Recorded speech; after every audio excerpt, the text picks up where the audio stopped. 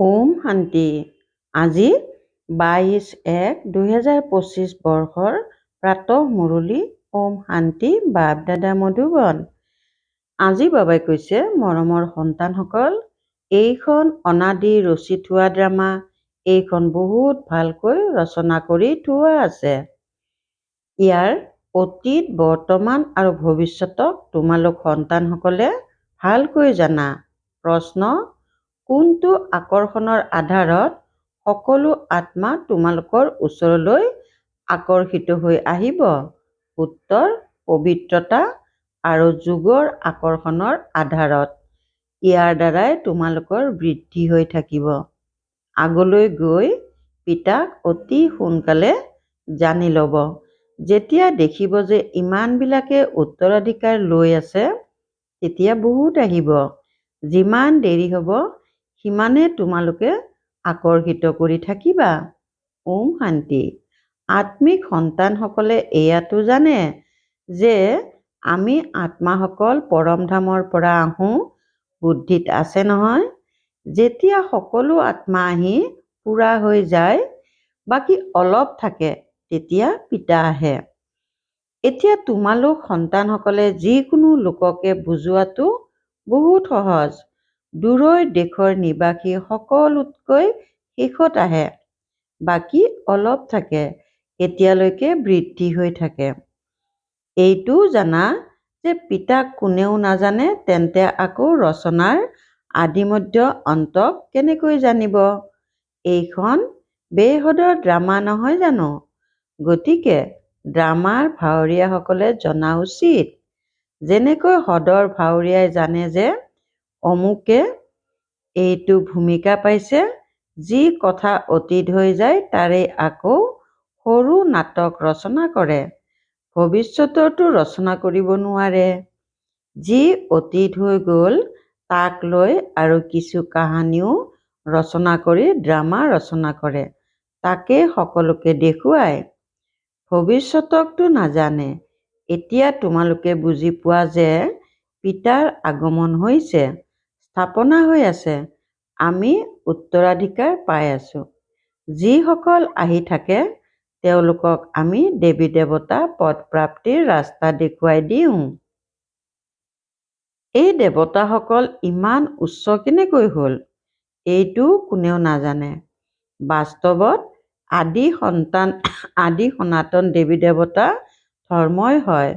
নিজৰ ধৰ্মক পাহৰি যায়, তেতিয়া কৈ দিয়ে আমাৰ কাৰণেতো সকলো ধৰ্ম একেই।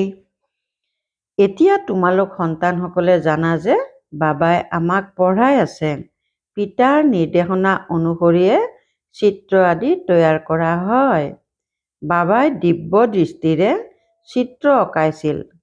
কিছুমানেতো আকৌ নিজৰ বুদ্ধিৰেও অংকন কৰে। সন্তানসকলক এইটোও বুজাইছে। এনেকৈ নিশ্চয় লিখা আছে যে ভূমিকা পালন কৰোঁতা ভাৱৰীয়াটো আছে, কিন্তু ৰচয়িতা, নিৰ্দেশক আদিক কোনেও নাজানে। পিতাই এতিয়া নতুন ধৰ্ম প্ৰতিষ্ঠা কৰি আছে। পুৰণিৰ পৰা নতুন সৃষ্টি হ'বগৈ, এয়াও বুদ্ধিত থকা উচিত। পুৰণি সৃষ্টিতেই পিতা আহি তোমালোকক ব্ৰাহ্মণ কৰি তোলে। ব্ৰাহ্মণেই পুনৰ দেৱতা হ'বগৈ। যুক্তি চোৱা কিমান ভাল।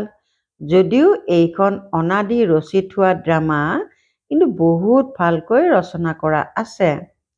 পিতাই কয়, তোমালোকক নিতৌ গূঢ় কথা শুনাই থাকোঁ। যেতিয়া বিনাশ আৰম্ভ হ'ব, তেতিয়া তোমালোক সন্তানসকলৰ অতীতৰ গোটেই বুৰঞ্জী জ্ঞাত হৈ যাব। পুনৰ সত্যযুগলৈ যাবা, তেতিয়া অতীতৰ বুৰঞ্জী একোৱেই স্মৃতিত নাথাকিব। বাস্তৱত কাৰ্য কৰি থাকা। অতীতৰ কথা কাক শুনাবা? এই লক্ষ্মীনাৰায়ণে অতীতক একেবাৰেই নাজানে। তোমালোকৰ বুদ্ধিতো অতীত, বৰ্তমান, ভৱিষ্যত সকলো আছে। কেনেকৈ বিনাশ হ'ব? কেনেকৈ ৰাজ্য হ'ব? কেনেকৈ মহল নিৰ্মাণ কৰিব? নিশ্চয় নিৰ্মাণ কৰিব নহয়। স্বৰ্গৰ দৃশ্যই বেলেগ। যিমানে ভূমিকা পালন কৰি গৈ থাকিবা, গম পাই গৈ থাকিবা। ইয়াকেই কোৱা হয় অনাহকতে তেজৰ খেল। অনাহকতে লোকচান হৈ নাথাকে জানো? ভূমিকম্প হয়, কিমান লোকচান হয়, বোমা আদি নিক্ষেপ কৰে, এয়া অনাহকতে নহয় জানো? কোনোবাই জানো কিবা কৰে? যিসকল বিশাল বুদ্ধিৰ তেওঁলোকে বুজি পায় বিনাশ যথাযথ হৈছিল, নিশ্চয় মৰামৰি হৈছিল, এনেকুৱা খেলো ৰচনা কৰে। এয়াতো বুজিবও পাৰে। কোনোবা সময়ত কাৰোবাৰ বুদ্ধিত অনুভূতি হয়। তোমালোকতো বাস্তৱ ৰূপত আছা, তোমালোকে সেই ৰাজধানীৰ মালিকো হোৱাগৈ। তোমালোকে জানা যে এতিয়া সেই নতুন সৃষ্টিলৈ নিশ্চয় যাব লাগে। যিসকল ব্ৰাহ্মণ ব্ৰহ্মাৰ দ্বাৰা বা ব্ৰহ্মা কুমাৰ কুমাৰীসকলৰ দ্বাৰা জ্ঞান আহৰণ কৰে, তেওঁলোক তালৈ আহি যায়। থাকেতো নিজৰ ঘৰ গৃহস্থলীতে। বহুতকতো জানিবও নোৱাৰা। সেৱা কেন্দ্ৰলৈ কিমান আহে, ইমানবিলাকৰ কথা জানো স্মৃতিত থাকিব? কিমান ব্ৰাহ্মণ আছে, বৃদ্ধি হৈ হৈ অগণন হৈ যাব। সঠিক হিচাপ উলিয়াব পৰা নাযাব। ৰজাই জানো জানে মোৰ সঠিক প্ৰজাৰ সংখ্যা কিমান? যদিও জনসংখ্যাৰ হিচাপ উলিয়াই, তথাপিও অন্তৰ আহি যায়। এতিয়া তোমালোকো বিদ্যাৰ্থী, এওঁ বিদ্যাৰ্থী। সকলো ভাইসকলে অৰ্থাৎ আত্মাসকলে এজন পিতাক স্মৰণ কৰিব লাগে। সৰু শিশুকো শিকোৱা হয় যে বাবা বাবা বুলি কোৱা। এয়াও তোমালোকে জানা যে আগলৈ গৈ পিতাৰ বিষয়ে অতি সোনকালে জানি যাব। দেখিব যে ইমানবিলাকে উত্তৰাধিকাৰ লৈ আছে, তেতিয়া অনেক আহিব। যিমান দেৰি হ'ব, সিমানেই তোমালোকে আকৰ্ষিত কৰি থাকিবা। পবিত্ৰ হ'লে আকৰ্ষণ হয়। যিমান যুগযুক্ত হৈ থাকিবা, সিমানেই আকৰ্ষিত হ'ব। আনকো আকৰ্ষিত কৰিবা। পিতায়ো আকৰ্ষণ নকৰে জানো? বহুত বৃদ্ধি হৈ গৈ থাকিব। তাৰ কাৰণে যুক্তিও ৰচি থোৱা হৈছে। গীতাৰ ভগৱান কোন? শ্ৰীকৃষ্ণক স্মৰণ কৰাটো বহুত সহজ। শ্ৰীকৃষ্ণৰতো সাকাৰ ৰূপ আছে নহয়। নিৰাকাৰ পিতাই কয় মামেকম, অৰ্থাৎ কেৱল মোক স্মৰণ কৰা। এই কথাটিৰ ওপৰতেই সকলো নিৰ্ভৰ কৰে। সেইকাৰণেই বাবাই কৈছিল, এই কথাটিৰ ওপৰত সকলোৰে পৰা লিখাই লোৱা। ডাঙৰ তালিকা তৈয়াৰ কৰিলে তেতিয়া মনুষ্যই গম পাব। তোমালোক ব্ৰাহ্মণ যেতিয়া দৃঢ় নিশ্চয় বুদ্ধিৰ হ'বা, বৃক্ষ বৃদ্ধি হৈ গৈ থাকিব। মায়াৰ ধুমুহাও অন্তিম সময়লৈকেই আহিব। বিজয় প্ৰাপ্ত কৰাৰ পাছত তেতিয়া পুৰুষাৰ্থও নাথাকিব, মায়াও নাথাকিব। স্মৃতিত থকাৰ ক্ষেত্ৰতেই বহুত পৰাজিত হৈ যায়। যিমান তোমালোক যুগত শক্তিশালী হৈ থাকিবা, সিমানেই পৰাজিত নোহোৱা। এয়া ৰাজধানী স্থাপনা হৈ আছে।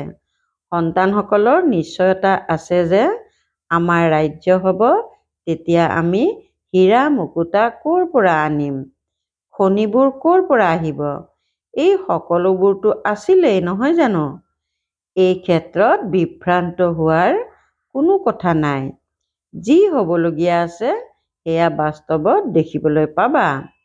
স্বৰ্গতো নিশ্চয় হ'বই। যিয়ে ভালকৈ পঢ়ে তেওঁলোকৰ নিশ্চয় জন্মিব যে আমি গৈ ভৱিষ্যতে ৰাজকুমাৰ হ'মগৈ। হীৰা মুকুতাৰ মহল হ'ব।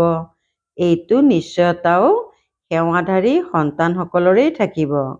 যিসকল কম পদ পাওঁতা হ'ব, তেওঁলোকৰতো কেতিয়াও এনেকুৱা খেয়াল নচলিবও যে আমি মহল আদি কেনেকৈ সাজিম। যিয়ে বহুত সেৱা কৰিব তেওঁলোকে মহলত যাব নহয়। দাস দাসীটো থাকিবই। সেৱাধাৰী সন্তানসকলৰহে এনেকুৱা খেল চলিব। সন্তানসকলেও বুজি পায় যে কোন কোন ভাল সেৱা কৰোঁতা হয়। মইতো পঢ়াসকলৰ আগত মূৰ দোৱাম। যেনেকৈ এই বাবা বাবাৰ খেল চলি থাকে, বৃদ্ধ আৰু বালক সমান হৈ গ'ল। সেইকাৰণে এওঁৰ কৰ্মকাণ্ড শিশুৰ দৰে। বাবাৰতো এটাই কৰ্ম, সন্তানসকলক পঢ়োৱা, শিকোৱা।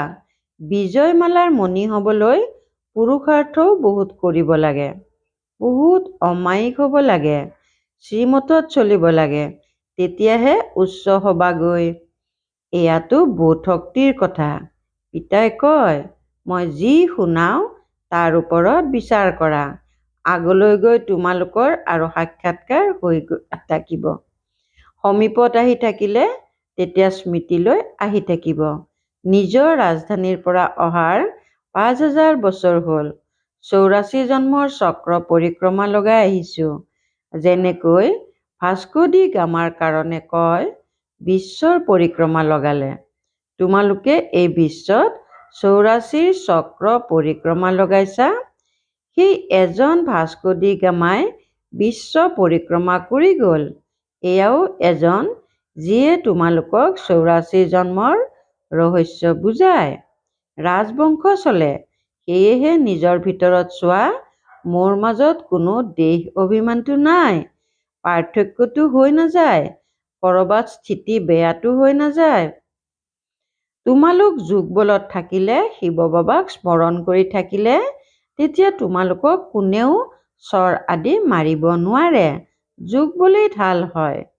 কোনেও একো কৰিবও নোৱাৰিব। যদি কোনোবাই আঘাত পায় তেন্তে নিশ্চয় দেহ অভিমান আছে। দেহী অভিমানীক কোনেও আঘাত কৰিব নোৱাৰে। ভুল নিজৰেই হয়। বিবেকে এনেকে কয়, দেহী অভিমানীক কোনেও একো কৰিব নোৱাৰিব। সেইকাৰণে দেহী অভিমানী হ'বলৈ চেষ্টা কৰিব লাগে। সকলোকে বাৰ্তাও দিব লাগে। ভগৱানুবাচ অৰ্থাৎ ভগৱানে কয়, মন মনা ভৱ। নিজক আত্মা বুলি বুজি মোক পৰমাত্মাক স্মৰণ কৰা। কোনজন ভগৱান?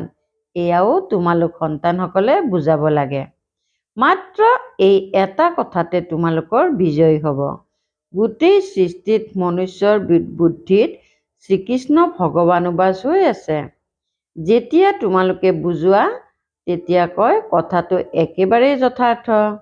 কিন্তু যেতিয়া তোমালোকৰ দৰে বুজিব তেতিয়া ক'ব, বাবাই যি শিকায় সেয়া একেবাৰে ঠিক। শ্ৰীকৃষ্ণই জানো ক'ব, মই এনেকুৱা, মোক কোনেও জানিব নোৱাৰে। শ্ৰীকৃষ্ণকতো সকলোৱে জানি ল'ব।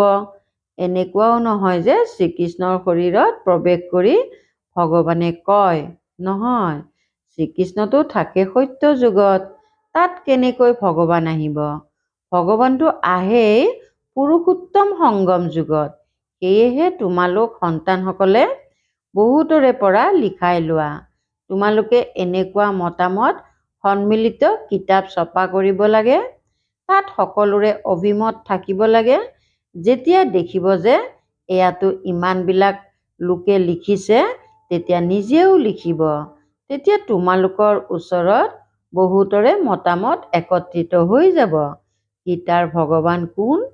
ওপৰত লিখা থাকিব লাগে যে উচ্চতকৈও উচ্চ পিতাহে হয়। শ্ৰীকৃষ্ণতো উচ্চতকৈ উচ্চ নহয়। তেওঁ এনেকৈ ক'ব নোৱাৰে যে মামেকম স্মৰণ কৰা। ব্ৰহ্মাতকৈ উচ্চ ভগৱান নহয় জানো? মুখ্য কথা এইটোৱেই, যিটো কথা নুবুজাৰ কাৰণে সকলো দেউলীয়া হৈ যায়।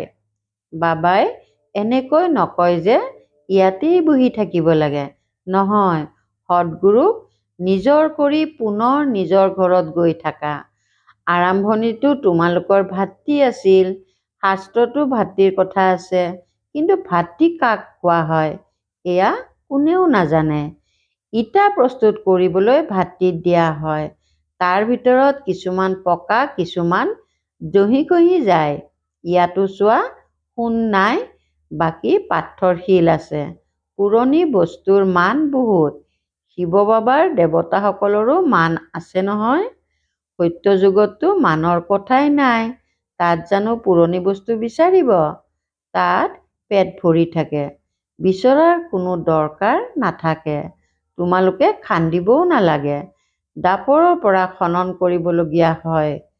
ঘৰ সাজে, কিবা ওলাই আহে, তেতিয়া ভাবে তলত কিবা আছে। সত্য যুগত তোমালোকৰ কোনো চিন্তা নাথাকে। তাততো সোণেই সোণ থাকে। ইটাই সোণৰ হয়। কল্প পূৰ্বে যি হৈছিল, যি নিৰ্ধাৰিত হৈ আছে, সেয়াই সাক্ষাৎকাৰ হয়। আত্মাক আহ্বান জনোৱা হয়, সেয়াও ড্ৰামাত নিৰ্ধাৰিত হৈ আছে। এই ক্ষেত্ৰত বিভ্ৰান্ত হোৱাৰ কোনো দৰকাৰ নাই। ছেকেণ্ডৰ পাছত ছেকেণ্ড ভূমিকা পালন কৰি থাকে, আকৌ লুপ্ত হৈ যায়। এয়া হৈছে পঢ়া। ভক্তি মাৰ্গতো অনেক চিত্ৰ আছে। তোমালোকৰ এয়া সকলো অৰ্থপূৰ্ণ চিত্ৰ। অৰ্থবিহীন কোনো চিত্ৰ নাই। যেতিয়ালৈকে তোমালোকে কাৰোবাক নুবুজোৱা, তেতিয়ালৈকে কোনেও বুজিব নোৱাৰে। বুজাওতাজন বিচাৰ বুদ্ধি সম্পন্ন জ্ঞানৱান এজন পিতাই হয়। এতিয়া তোমালোকে ঈশ্বৰীয় মত পোৱা। তোমালোক হৈছা ঈশ্বৰীয় বংশ বা কুলৰ। ঈশ্বৰে আহি বংশই প্ৰতিষ্ঠা কৰে। এতিয়া তোমালোকৰ ৰাজ্য নাই। ৰাজধানী আছিল, এতিয়া নাই। দেৱী দেৱতাসকলৰ ধৰ্মও নিশ্চয় আছে। সূৰ্যবংশী চন্দ্ৰবংশী ৰাজ্য নাই জানো? গীতাৰ দ্বাৰা ব্ৰাহ্মণ কুলোৰ আছে, সূৰ্যবংশী চন্দ্ৰবংশী কুলোৰ আছে। বাকী আন একো হ'ব নোৱাৰে। তোমালোক সন্তানসকলে সৃষ্টিৰ আদি মধ্য অন্তক জানি গৈছা। আগতেতো বুজিছিলা মহাপ্ৰলয় হয়, পাছত দেখুৱাই সাগৰত আহঁতৰ পাতত শ্ৰীকৃষ্ণ আহে। প্ৰথম নম্বৰটো শ্ৰীকৃষ্ণহে আহে নহয়, বাকী সাগৰৰ কোনো কথাই নাই। এতিয়া তোমালোক সন্তানসকলৰ বৰ ভালকৈ বোধোদয় হৈছে। আনন্দিতও তেওঁলোকেই হ'ব, যিসকলে আত্মিক পঢ়া ভালকৈ পঢ়িব। যিসকলে ভালকৈ পঢ়ে, তেওঁলোকেই সন্মান সহকাৰে উত্তীৰ্ণ হয়। যদিহে কাৰোবাৰ প্ৰতি অন্তৰৰ আসক্তি থাকে, তেন্তে পঢ়াৰ সময়তো তেওঁৱেই স্মৃতিলৈ আহি থাকিব, বুদ্ধি তালৈ গুচি যাব। সেয়েহে পঢ়া শুনা সদায় ব্ৰহ্মচৰ্যত থাকি কৰে। ইয়াত তোমালোক সন্তানসকলক বুজোৱা হয় যে এজন পিতাৰ বাহিৰে বুদ্ধি আন কলৈকো যাব নালাগে। কিন্তু পিতাই জানে বহুতৰে পুৰণি সৃষ্টি স্মৃতিলৈ আহি যায়। তেতিয়া ইয়াত বহি থাকিও একোৱে নুশুনে। ভক্তি মাৰ্গতো এনেকুৱাই হয়। সৎসংগত বহি থাকোঁতেও বুদ্ধি ক'ত ক'ত গুচি যায়। এয়াতো বহুত ডাঙৰ পৰীক্ষা। কিছুমানেতো বহি থাকিও একোৱেই নুশুনে। কিছুমান সন্তান আনন্দিত হৈ থাকে, সন্মুখত আনন্দত ডুলি থাকিব। বুদ্ধি পিতাৰ সৈতে থাকিলে তেতিয়া অন্তিমৰ স্থিতি অনুসৰিয়ে গতি হৈ যাব। ইয়াৰ কাৰণে বহুত ভাল পুৰুষাৰ্থ কৰিব লাগে। ইয়াতো তোমালোকে বহুত ধন প্ৰাপ্ত কৰা। ভাল বাৰু, অতি মৰমৰ কল্পৰ পাছত পুনৰাই মিলিত হোৱা সন্তানসকলৰ প্ৰতি মাতা পিতা বাপ দাদাৰ স্নেহপূৰ্ণ স্মৰণ আৰু সুপ্ৰভাত। আত্মিক পিতাৰ আত্মিক সন্তানসকলক নমস্কাৰ। ধাৰণাৰ বাবে মুখ্য সাৰ ১ নম্বৰ, বিজয়মালাৰ মণি হ'বলৈ বহুত ভাল পুৰুষাৰ্থ কৰিব লাগে, বহুত অমায়িক হ'ব লাগে, শ্ৰীমতত চলিব লাগে। ২ নম্বৰ, যোগেই হৈছে সুৰক্ষাৰ ঢাল, সেয়েহে যোগবল জমা কৰিব লাগে, দেহী অভিমানী হ'বলৈ পুৰা চেষ্টা কৰিব লাগে। বৰদান, বিশেষ শব্দৰ স্মৃতিৰে সম্পূৰ্ণতাৰ লক্ষ্যত উপনীত হওঁতা স্বপৰিৱৰ্তক হোৱা। বিশেষ শব্দৰ স্মৃতিৰে সম্পূৰ্ণতাৰ লক্ষ্যত উপনীত হওঁতা স্বপৰিৱৰ্তক হোৱা। সদায় এইটোৱেই স্মৃতিত থাকিব লাগে যে মই বিশেষ আত্মা, বিশেষ কাৰ্যৰ নিমিত্ত হওঁ আৰু বিশেষত্ব দেখুৱাওঁতা হওঁ। এই বিশেষ শব্দটি বিশেষকৈ স্মৃতিত ৰাখা। কোৱাটোও বিশেষ, চোৱাটোও বিশেষ, কৰাটোও বিশেষ, চিন্তন কৰাটোও বিশেষ। প্ৰতিটো কথাতে এই বিশেষ শব্দটি প্ৰয়োগত আনিলে সহজে স্বপৰিৱৰ্তক তথা বিশ্ব পৰিৱৰ্তক হৈ যাবা আৰু সম্পূৰ্ণতা প্ৰাপ্তিৰ যি লক্ষ্য, সেই লক্ষ্যটো সহজে উপনীত হৈ যাবা। শ্লোগান, বিঘিনিলৈ ভয় কৰাৰ সলনি পৰীক্ষা বুলি বুজি সেয়া অতিক্ৰম কৰা। বিঘিনিলৈ ভয় কৰাৰ সলনি পৰীক্ষা বুলি বুজি সেয়া অতিক্ৰম কৰা। ওম শান্তি। শক্তিশালী মনেৰে শক্তিৰ প্ৰকম্পন দিয়াৰ সেৱা কৰিবলৈ আজিৰ অব্যক্ত সংকেত। এতিয়া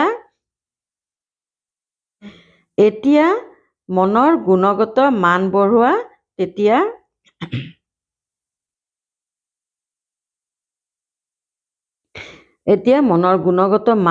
তেতিয়া গুণগত মানৰ আত্মা সমীপত আহিব। ইয়াত দ্বৈত সেৱা আছে, নিজৰো আৰু আনৰো। নিজৰ কাৰণে বেলেগ পৰিশ্ৰম কৰিবলগীয়া নহ'ব। প্ৰাৰব্ধ প্ৰাপ্ত হয় এনেকুৱা স্থিতিৰ অনুভৱ হ'ব। এই সময়ৰ শ্ৰেষ্ঠ প্ৰাৰব্ধ হৈছে সদায় নিজে সৰ্বপ্ৰাপ্তিৰে সম্পন্ন হৈ থকা আৰু সকলোকে সম্পন্ন কৰি তোলা। ওম শান্তি।